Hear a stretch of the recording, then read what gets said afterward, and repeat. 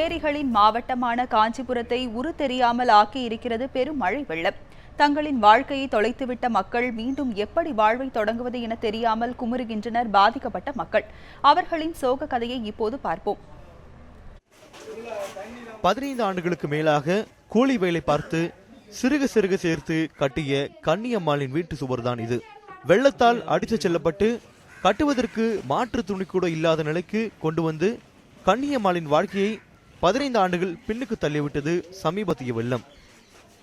நான் ஐயோன்னு வயிற்றுல வயலாச்சுன்னு தான் போனேன். நான் வீடு இல்லையே, நான் வேறு எங்கே போவேன், ஏதோ போவேன், நிற்கிற கூட இடம் இல்லையேன்ட்டு அடிச்சுன்னு வயிற்றுல வயலாச்சு நான் இங்கே கத்தின்னு கிடந்தேன். போகிறதுக்கு எதுவும் இல்லையே, எங்கே போகிறது ஏதோ வரதுன்னு நின்று நான் இது ரோட்லேயே ஆயுதுங்கன்ட்டு இவங்க இட்டு போய் சத்தத்தில் மறுபடியும் சத்தத்தில் விட்டாங்க. என்ன ஏமா ஆயுதுங்க வான்ட்டு. காஞ்சிபுரம் செம்பரம்பாக்கம் ஏரி திறக்கப்பட்டவுடன் வெள்ளத்தால் தாக்கப்பட்ட கிராமங்களில் ஒன்றுதான் இந்த எருமையூர். கன்னியம்மாளின் வாழ்க்கையைப் போல பலரின் வாழ்க்கையையும் புரட்டி போட்டிருக்கிறது இயற்கை சற்றும். விவசாயத்தையும் கால்நடை வளர்ப்பையும் அடிப்படையாக கொண்ட இந்த கிராமங்களில் ஆயிரக்கணக்கான கால்நடைகளும் வெள்ளத்தால் அடித்துச் செல்லப்பட்டது.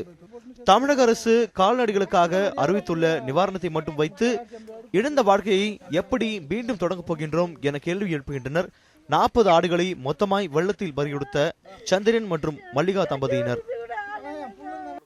ஆடு நான் 5-10 வருஷமா வச்சுக்கேன் சார். ஆடு நான் 10 வருஷமா வச்சு அதுதான் சார் எனக்கு வாழ்க்கை. எனக்கு கால் நடக்க முடியாது, முட்டி நோக்காது சார். எனக்கு அதை வச்சு தான் சார் எதெல்லாம் நல்ல கொண்டால நான்லாம் விற்பேன்.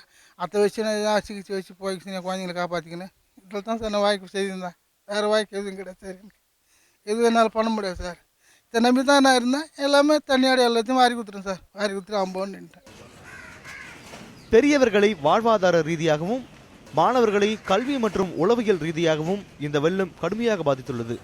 அரையாண்டு தேர்வை ரத்து செய்தாலும் மீண்டும் வீட்டை சரி செய்து புத்தகங்களை வாங்கி இன்னும் 4 மாதங்களில் வரவிருக்கும் 10ஆம் வகுப்பு பொதுத் தேர்வுக்கு எப்படி தயாராவது என்று கண்ணீர் மல்க கேட்கிறார் 15 வயதான பிரசன்னா.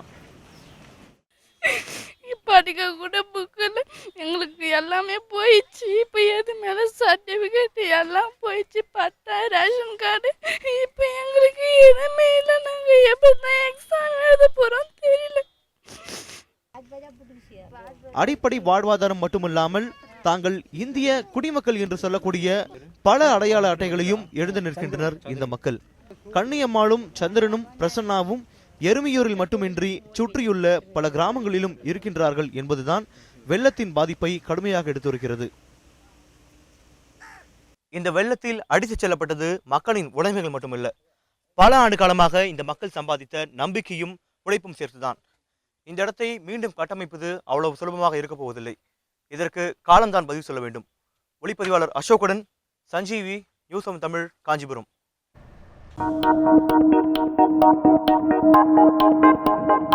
Thank you.